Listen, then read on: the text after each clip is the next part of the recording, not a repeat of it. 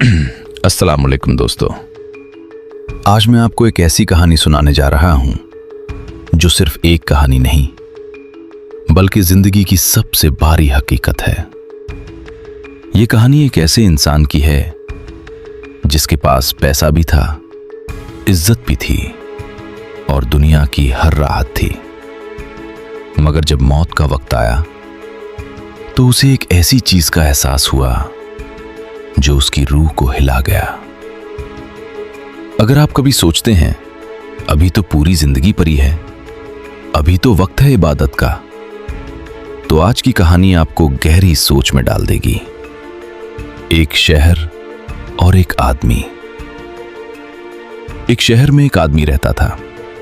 उसका नाम था हसन। हसन बचपन से ही बहुत होशियार था। उसने मेहनत की, बिजनेस शुरू किया और धीरे धीरे बहुत अमीर हो गया। उसके पास 12 घर, गाड़ियां और हर तरह की आसानियां थीं। लोग उसे देखकर कहते, अल्लाह ने हसन को सब कुछ दे दिया है।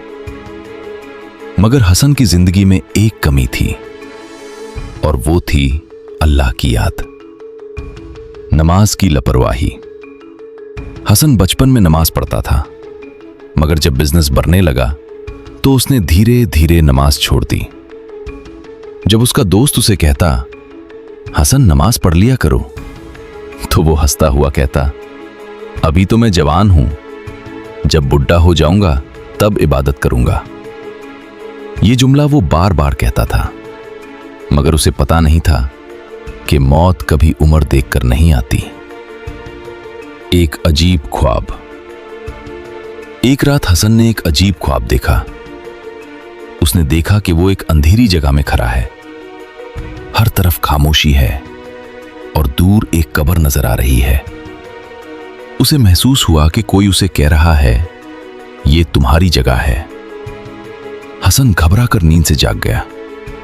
उसका दिल तेज धड़क रहा था, मगर कुछ देर बाद उसने सोचा, बस एक ख्वाब था, और फिर वो फिर से दुनिया के कामों में मसरूफ हो गया। जिंदगी की दौड़ दिन गुजारते गए। हसन का बिजनेस और बढ़ता गया। उसके पास पैसा इतना हो गया कि लोग उसे शहर का सबसे कामयाब आदमी कहते थे। मगर उसकी जिंदगी में एक चीज कम होती जा रही थी और वो थी सुकून। कभी कभी रात को वो सोचता, पता नहीं क्यों दिल बेचैन रहता है, मगर फिर वो खुद को तसल्ली देता, ये सब ठीक हो जाएगा। एक अचानक दिन। एक दिन हसन अपने ऑफिस में बैठा काम कर रहा था। अचानक उसे सीने में दर्द महसूस हुआ। पहले उसने सोचा ये थकान होगी, मगर दर्द बढ़ता गया। उसके साथ काम करने वालों ने उसे हॉस्पिटल ले गए।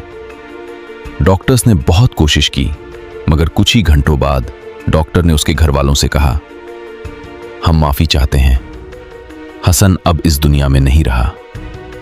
घर का मंजर। जब हसन की लाश घर लाई गई तो पूरा घर रोना और गम से भर गया।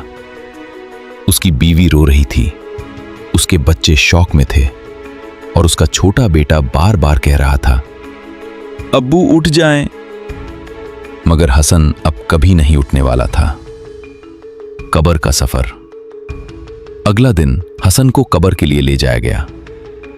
लोग उसकी तारीफ कर रहे थे, बहुत अच्छा आदमी था। मगर एक सच ऐसा था जो सिर्फ अल्लाह जानता था। जब हसन को कब्र में उतारा गया तो सब लोग धीरे धीरे वापस चले गए। अब हसन तन्हा था। कब्र की खामोशी। कब्र में अंधेरा था और खामोशी इतनी गहरी थी कि इंसान की रूह कांप जाए। इस्लाम के मुताबिक इसी वक्त मुनकर और नकीर आते हैं और वो इंसान से 3 सवाल करते हैं, तुम्हारा रब कौन है, तुम्हारा दीन क्या है और तुम्हारे नबी कौन है। सोचिए, अगर आज हमारी कब्र में ये सवाल हो जाएं, क्या हम जवाब दे पाएंगे?